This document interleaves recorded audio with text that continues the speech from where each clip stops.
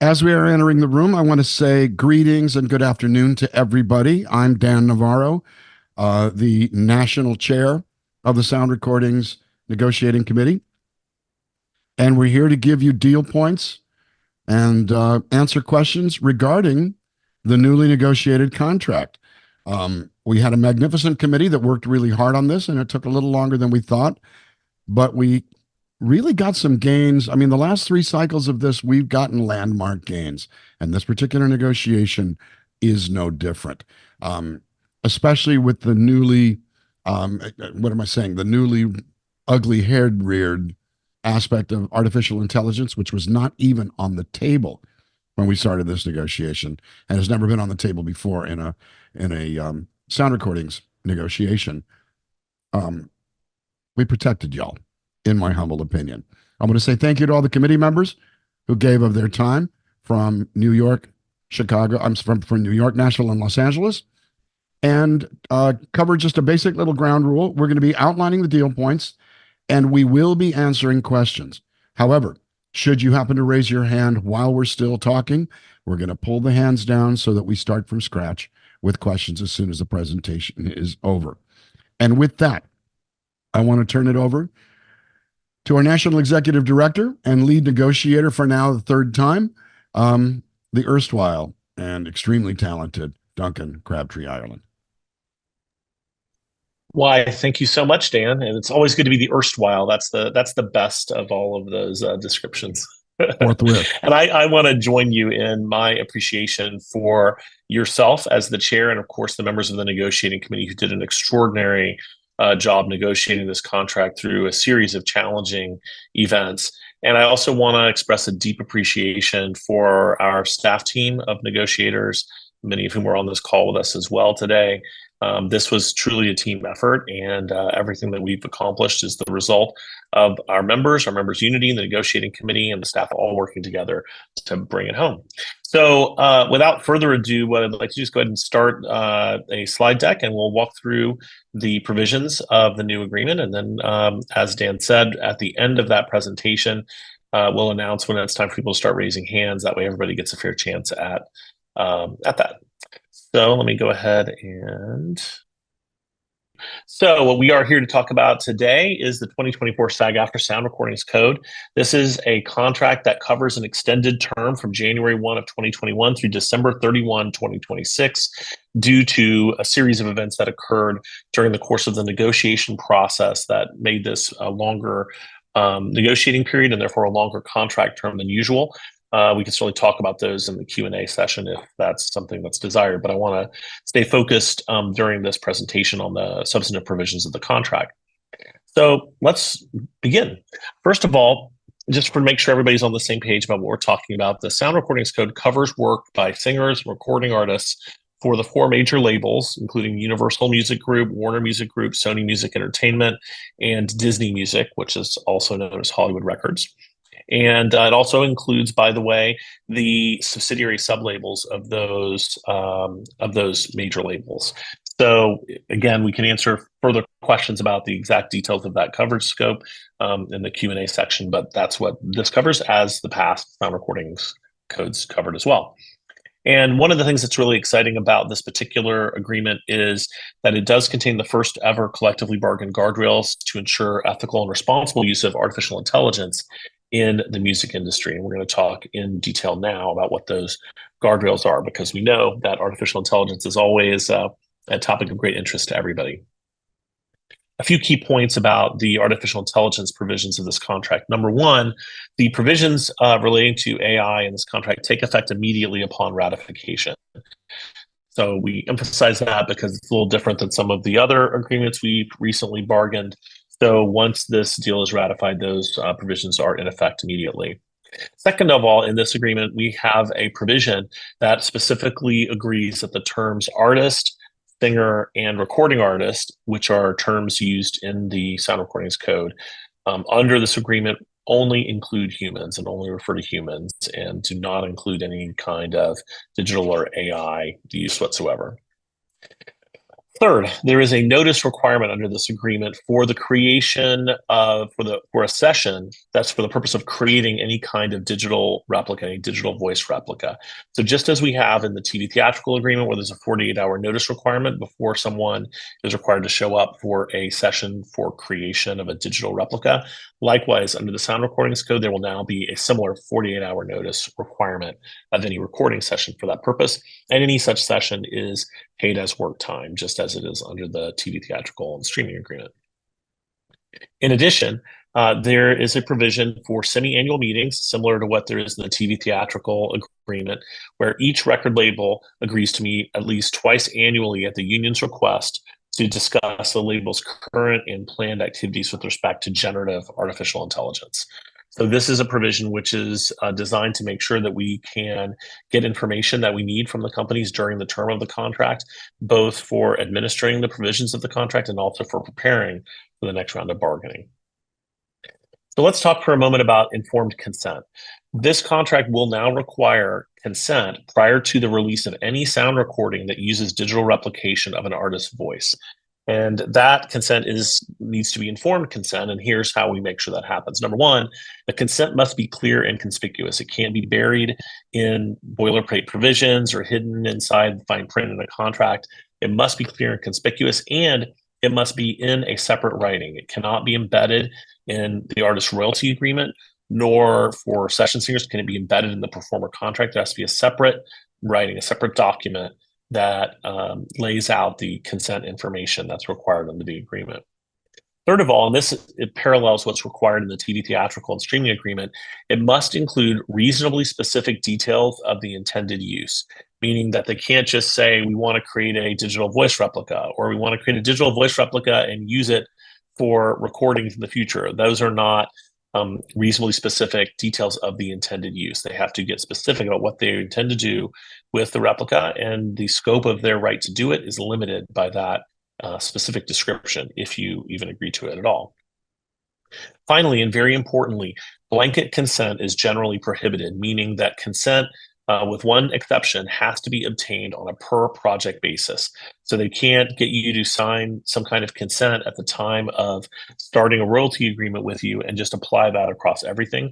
It has to be per project, and a project can mean an album, it can mean a tour or something specific like that, and it can obviously mean a specific track, but it can't just mean your future work in general. It has to be specific to the project. There is a special rule for blanket consent, in other words, non-per project consent, specifically when an artist is conducting an asset sale of their catalog to a label. And I'm sure lots of folks are familiar with this concept. There's been a lot of media coverage of it recently, where some artists have been selling their catalog to labels for 8 and 9 figure amounts. So for these types of asset sales for high earning royalty artists as defined by the contract, the companies will be allowed to negotiate blanket consent for those specific types of sales. And the high earning royalty artist is defined as someone who's earned at least $7 million or more in their career lifetime in royalties. And if you do the math or to reverse engineer that, that means that this is someone whose recordings have grossed somewhere in the neighborhood of at least $25 to $40 million during the course of their career. And so that is a substantial number that's meant to ensure that this type of negotiation only happens between artists who are well represented and who have significant leverage in those negotiations. If there is an artist who has passed away, the agreement now requires the companies to secure the consent of that artist's representative or estate in order to do anything with a digital replica. And now that's not, obviously any consent that was obtained from them during their lifetime remains valid. It's not voided by the fact that they've passed away. But if they hadn't gotten the artist to personally agree to that during their lifetime, then they will have to go back and they will have to secure that consent from the artist's estate or representative. Also, there is a takedown remedy in this agreement, which specifically says that in the event that an artist believes that the label has not properly secured the informed consent that's required by the agreement, the label will take down that track and cease distribution of that track promptly upon notice of that fact by the artist. And if the label does not do that, then the label is liable for contractual money damages that flow from their continued exploitation of that track after the takedown should have happened. Now let's talk about compensation with respect to AI terms. So there will be minimum compensation terms for the use of a digital replica with consent in any release track. For royalty artists, that'll be per their royalty agreement, as it is for all other types of compensation that they receive. For non-royalty artists, session singers, there'll be a minimum of 3 sides per project, but that can be negotiated upwards as part of your contract negotiation, but not downwards. So in essence, what that means is for session singers, if a digital replica is going to be used in lieu of you doing the work itself, then you'll be paid a minimum of 3 sides for that work. And if you discover in the course of that project or that consent being pitched to you that you think that this really should be paid more than that, then you have the ability to negotiate for that as part of the negotiations that lead up to the consent for that project. Now let's turn to generative artificial intelligence. So just to make sure that everybody's on the same page, generative artificial intelligence is the technology that many people are familiar with from various forms. This is the kind of technology that powers ChatGPT or powers Midjourney, DALL-E, Dora, just as some examples of that.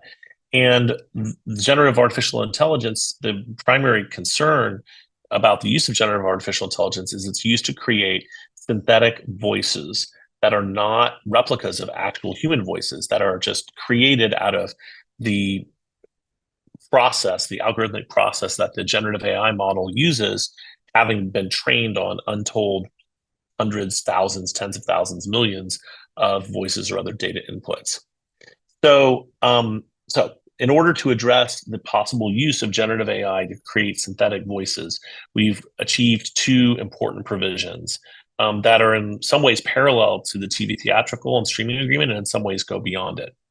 So first of all, let's talk about the compensation requirements for the release of a sound recording that contains a synthetic vocal performance that uses generative AI. So if the label creates a synthetic voice track as it's defined in the agreement, the label will pay the digital exploitation payments, that is the streaming royalties that are required under the Sound Recordings Code, to the SRDF, Sound Recordings Distribution Fund, as though a human performer had voiced the track. And this is really important because one of the key strategies to helping make sure that synthetic voices don't become something that's routinely used in the industry is to make sure that there is not an economic incentive for the companies to do that. So by making sure that they are going to be paying the same royalty payments for the use of these synthetic tracks, we help reduce the incentive to do it because there's not a savings on the streaming payments that would have been paid. Likewise, if they're going to license the track for use in any other medium, then the label is required to give the union advance notice that the track has been licensed and provide specified information about the license, and then will negotiate with the union in good faith for compensation for such use. So this is a parallel provision to what we have in the TV theatrical and streaming agreement, but with the specific information about the license, and given our existing licensing structure, we'll be in a very strong position to negotiate the comparable or superior terms to what would have been in place if this had been a traditional licensing instead of the licensing of a synthetic voice. So when you take those 2 pieces together, that covers the range of compensation that these labels would be paying to human artists if they had done the track, and helps make sure that this is not economically advantageous to use synthetic voices. And I really want to emphasize how groundbreaking the first part of this slide is, the first of those 2 bullet points, because up until this moment, we don't have provisions in any other contract that specifically provide for a liquidated or a specified payment for the use of a synthetic voice. Bear in mind, this is different from a digital replica. This is not a replica of any performer. This is a voice that's been created using a trained AI system that's intending to create a voice that doesn't sound like any actual human performer. And so in that case, the fact that the streaming payments are specifically required is a significant advance over the negotiation language that we have in other contracts. So I think that's something that the committee should be rightly proud of, and everybody involved in the negotiation. So that's the summary of the AI-related provisions. So now we're going to turn to the question of minimums. So these are the minimum increases that are called for by the contract. First of which is a 14.5% increase in minimums effective the first Monday of the month after ratification. So this agreement is scheduled, the ratification period is scheduled to end on April 30th. So assuming the agreement is ratified on that day, then the 14.5% increase to minimums will take effect the following Monday, which will be the first Monday of the month after the ratification. The 6th of May, I think, is the date. Thanks, Stan. I saw your fingers raised there. Appreciate that. Then in addition to that, on January 1st of 2025, there'll be a 3.75% increase. There'll be another 3.25% increase on January 1st of 2026, and a 3% increase on December 31st of that same year.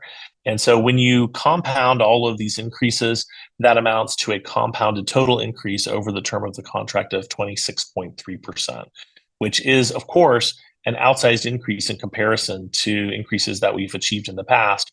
But the reason for that, primarily from our point of view in bargaining, was to make sure that these increases were sufficient to offset the effects of the inflation that we've experienced over the past few years.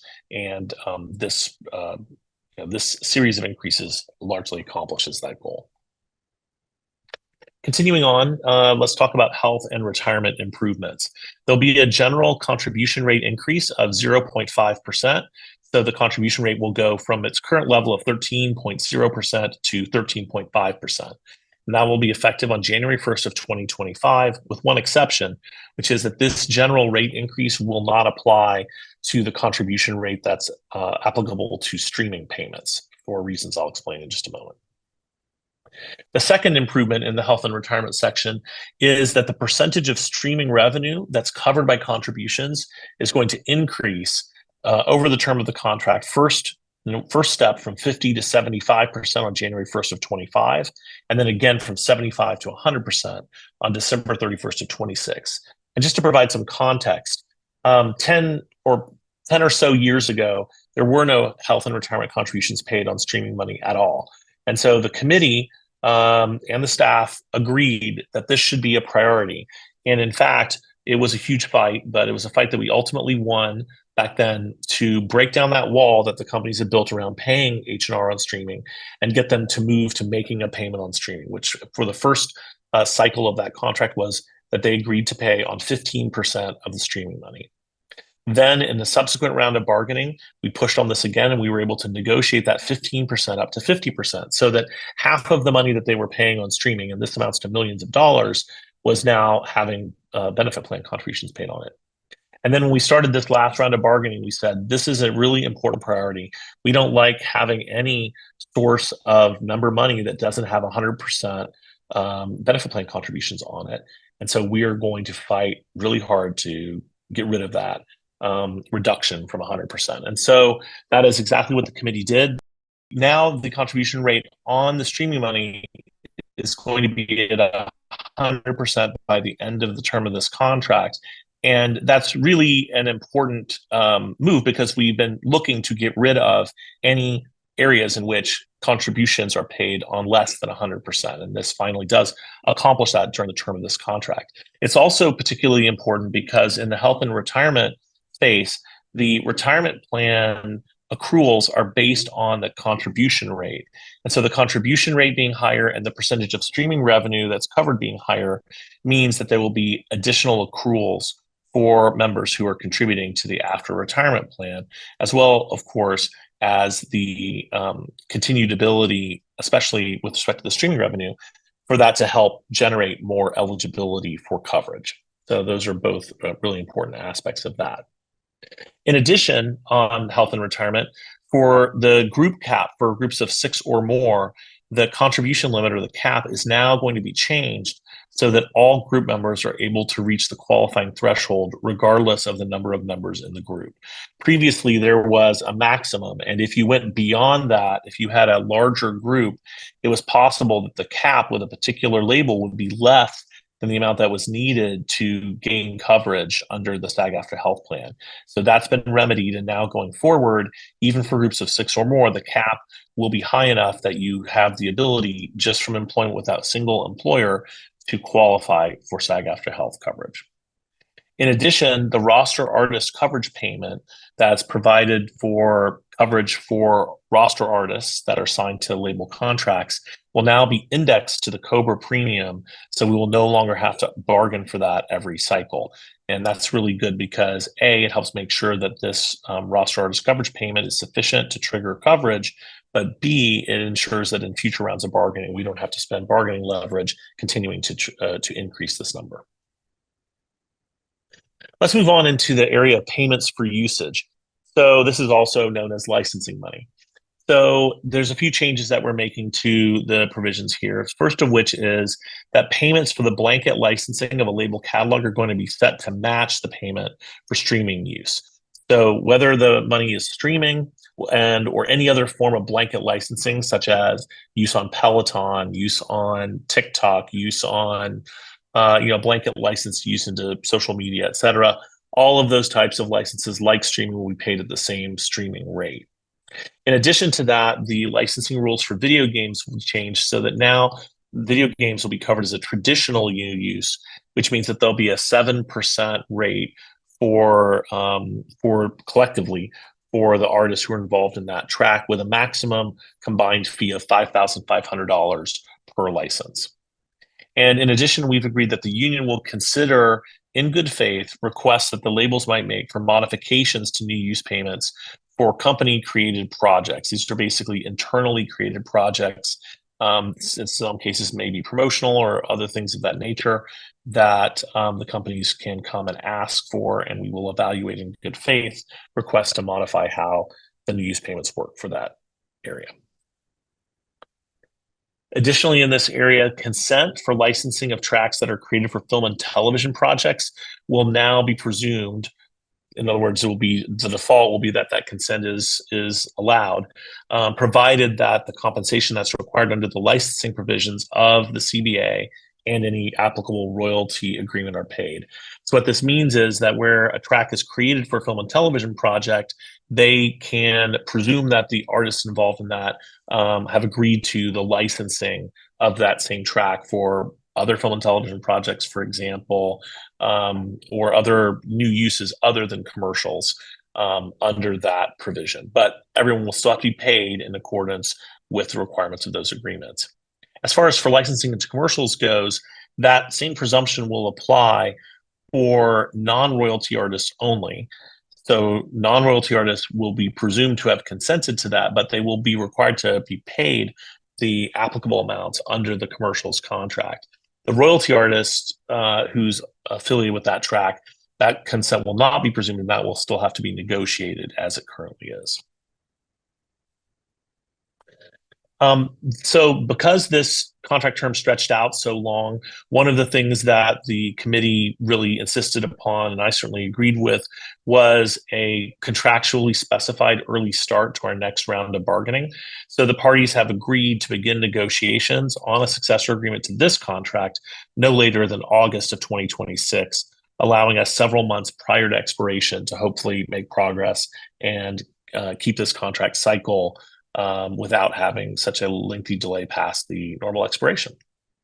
So those are the key provisions of this contract. The deadline for voting on the contract is 5 p.m. Pacific time on Tuesday, April 30.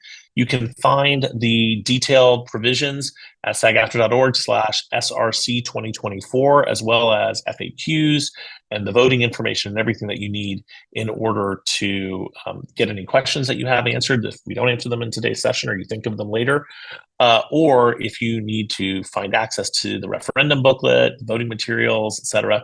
It can all be found through that page on the website.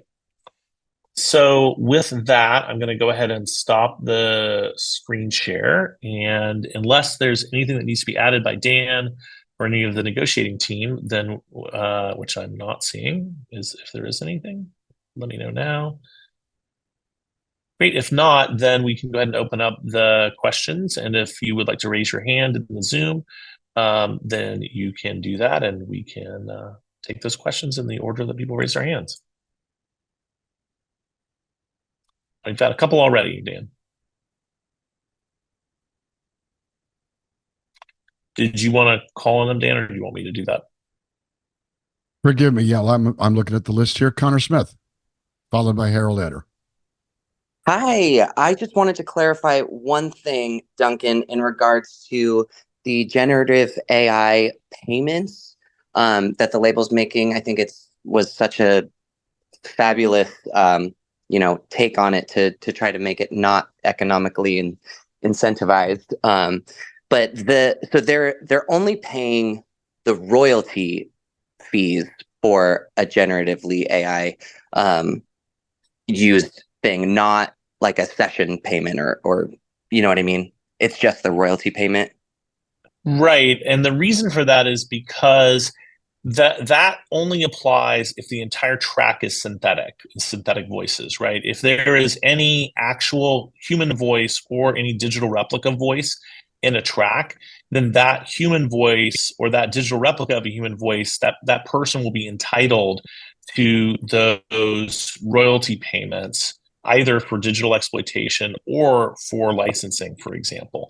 And so the case where we needed to address this was the case where you had an entirely synthetic track. And in the case of an entirely synthetic track, then there's no way to know in advance, but it seems probable that there will be a featured artist voice, synthetic voice that's used in that track. And that would not be something that would be paid a session, even if done by a digital replica or by a human voice. So the thinking in that process was really to focus on the use payments, because that's where the money really is, and that is the amount that can actually be sort of determined and liquidated.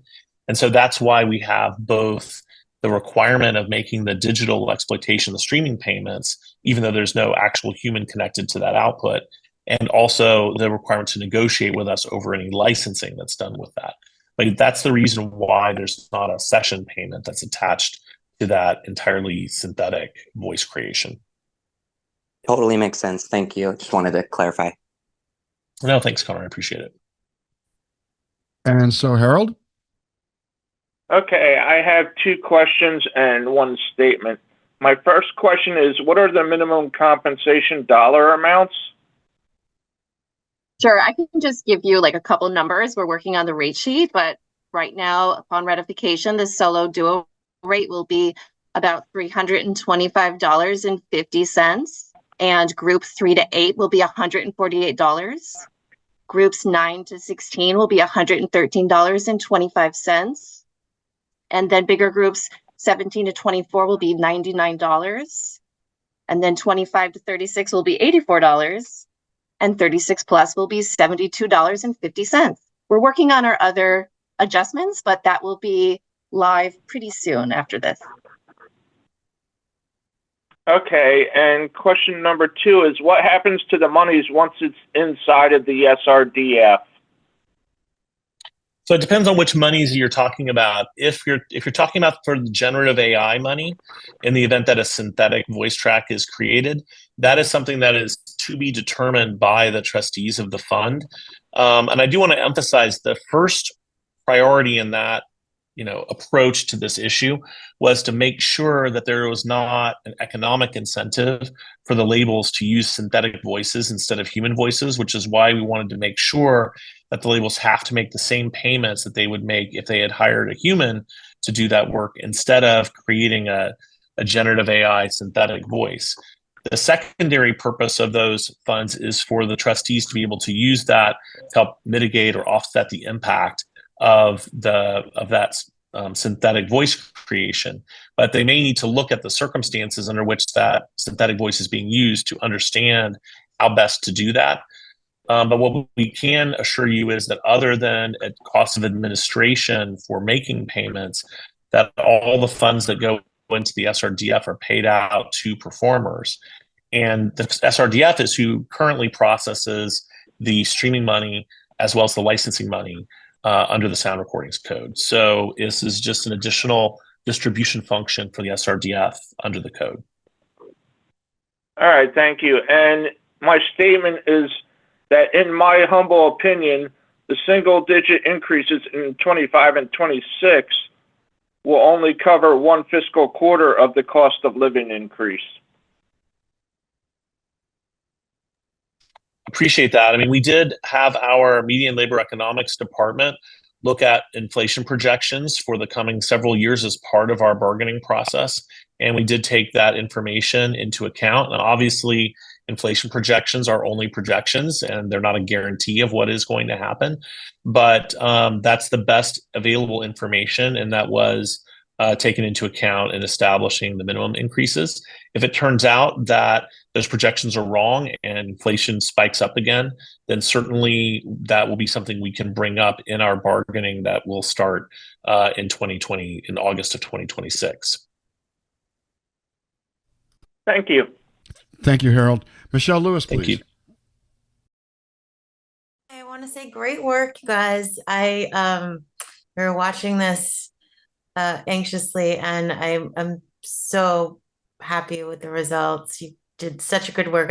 Such good work. I know how hard it must have been. So thank you, first of all.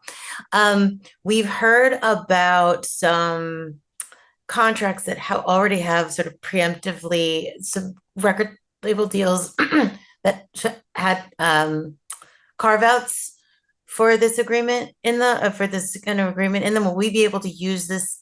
Sorry, basically like saying that ingestion is allowed. It's in these contracts that their sound recordings can be used for AI ingestion. And like this is prior to this agreement, can we use this CBA to undo those contract agreements? Great question, Michelle. Really appreciate it. And thanks for the kudos. I wish we could. Honestly, that would be amazing. The answer is probably not. This agreement nor the TV theatrical and streaming agreement really address the ingestion of content for purposes of training generative AI systems. And the reason for that really fundamentally is that right now there's not a clear legal prohibition on any random company doing that. And in fact, those of you who are following AI know that even though the companies are cagey about saying what they use to train their systems, it's widely believed and understood that in fact, almost all of these companies have been scraping the internet and taking copyrighted content to train AI systems without any consent or compensation being paid or any licensing of those works. There are litigations going on now, working their ways up through the courts, which are going to determine whether or not that practice is in fact legal or not. And the result of that litigation is really going to drive what happens in the ingestion phase, because neither the studios nor streamers nor the labels, and frankly for reasons that are understandable, are willing to constrain themselves as far as training AI systems if competitors to them, such as OpenAI or Google or Amazon, for example, are able to do that without any limitation, or Anthropic or any of the others. I'm not trying to just pick on them. It's all of them. They're just, it's just not tenable to limit themselves in that area when other companies are free to use this publicly released material to build their own competing AI systems.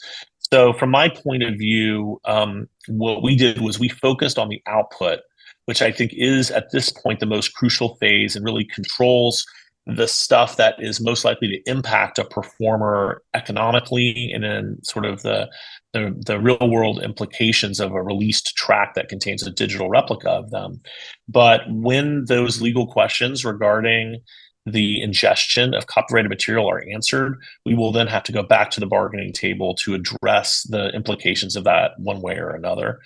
So I expect that, depending on how fast those cases proceed, to be in the next round of bargaining or in the one after that, one or the other. But I think that's really when that's going to have to be taken up. And that's the same thing that's happened in each of the other contract areas for those reasons. All right. Thank you. Thank you, Michelle. Colbert Ellenberg. I hope I pronounced that right. Oh, it's Colbert, but no worries. Hi. Hey, first and foremost, thank you so much, Duncan, and everybody else involved in this contract for all your hard work. And it's great seeing you again, albeit, cybernetically, especially after I saw you in the picket lines last year. My question for you, and I don't know if it applies to this specific contract or not, but will the same stipulations regarding AI also apply to a Spanish project? So, for example, if I was working for a Spanish project for Telemundo, which is under the jurisdiction of SAG-AFTRA now, thank goodness. Is this something that would also apply? Because if not, I could easily see it getting out of hand, if there's not as much jurisdiction as there is in the English market. That's a great question. Yes, all of these provisions will apply equally to any covered label, including the Spanish, or as they call them in the music industry, the Latin labels that are covered under this agreement that are sub-labels of the majors. You did mention Telemundo specifically, so I do want to note that unless I get corrected by Christina or somebody, to my knowledge, Telemundo is not a signatory to the Sound Recordings Code. Specifically, if a music track were created as part of, let's say, a Telemundo telenovela, that would be covered under our Telemundo contract. And that contract is going to be negotiated later this year. We haven't renegotiated that contract since the sort of advent of AI bargaining. So I expect that AI issues will be taken up in the that hasn't been decided yet. The W&W hasn't occurred. The committee hasn't been seated yet. But once that happens, I certainly expect that they will take up issues relating to AI, and that'll be part of the negotiations later this year with Telemundo. Perfect. Thank you.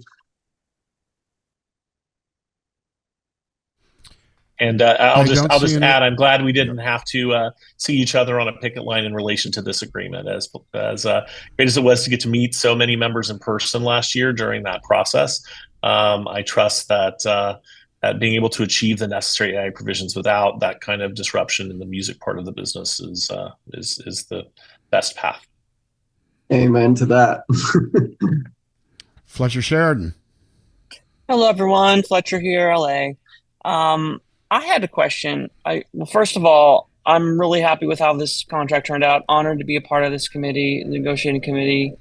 But my question, and I'd like to hear your thoughts on it, Duncan.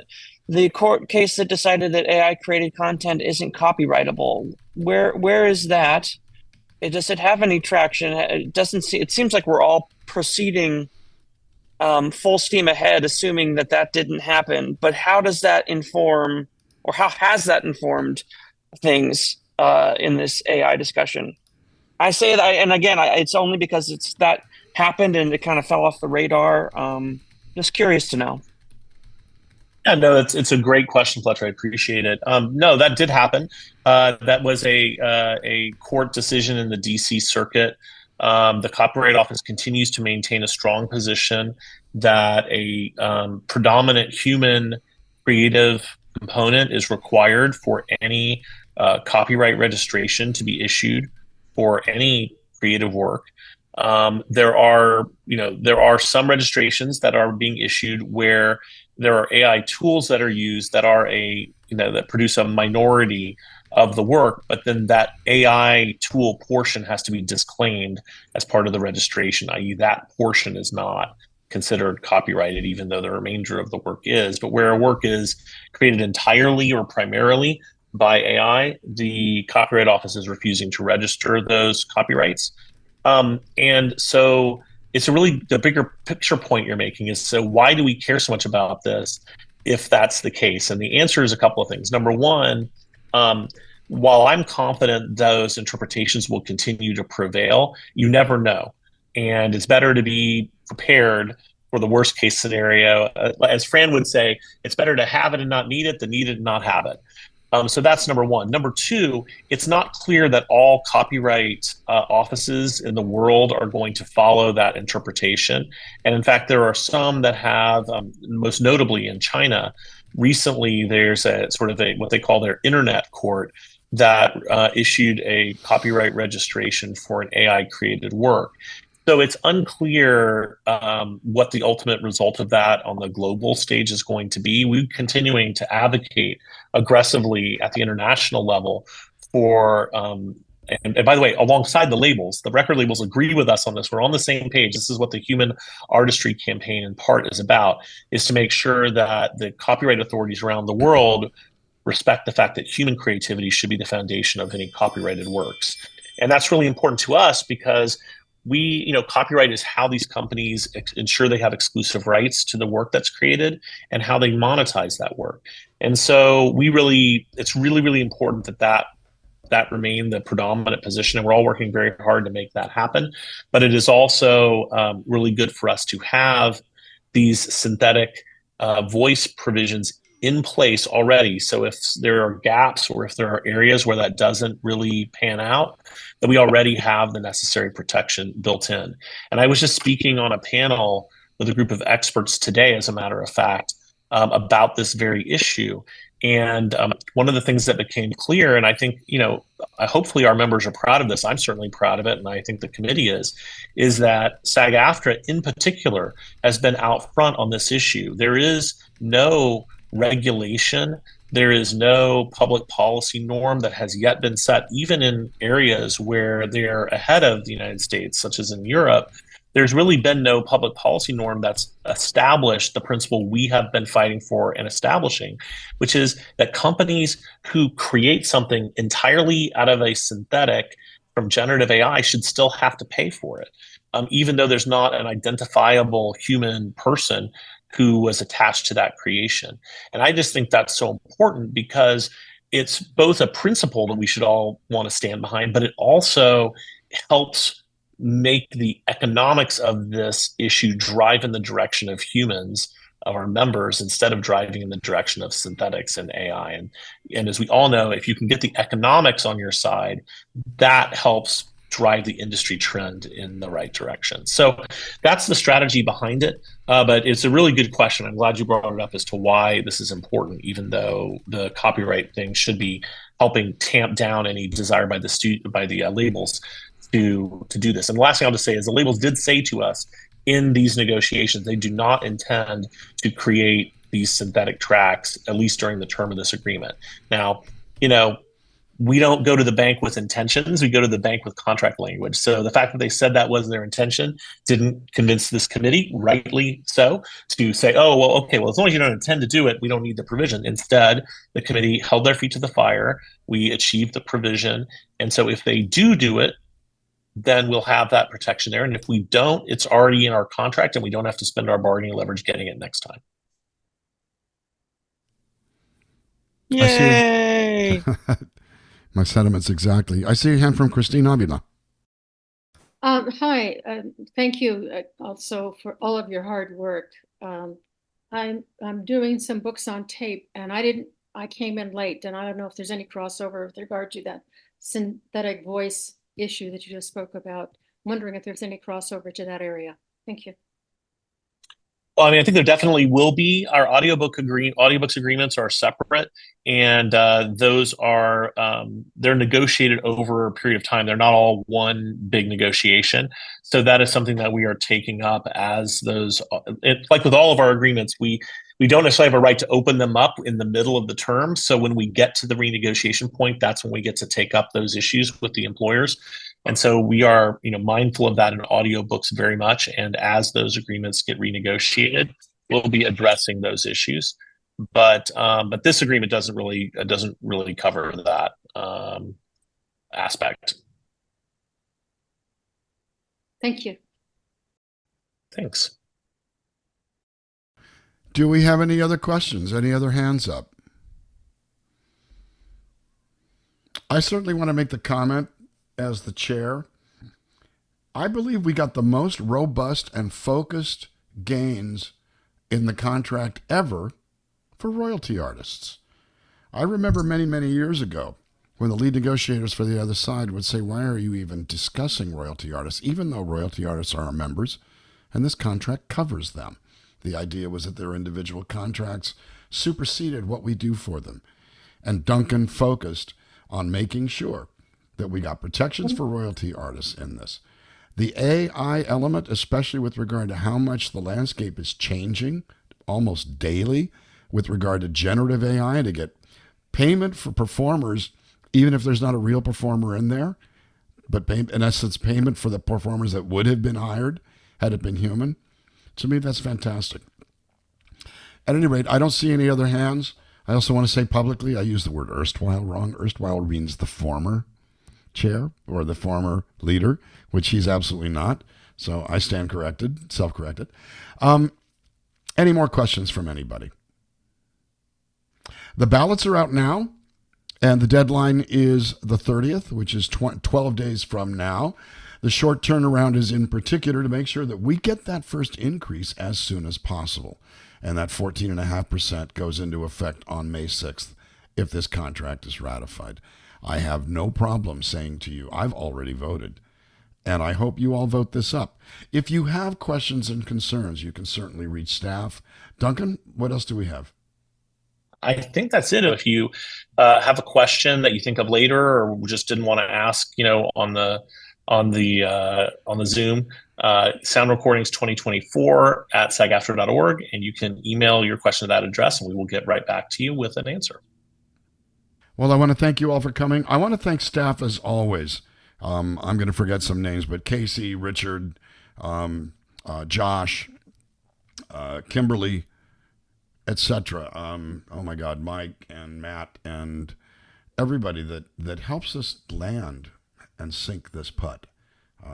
It was a long process, and actually in many ways, thankfully it was a long process, or we wouldn't have gotten to AI.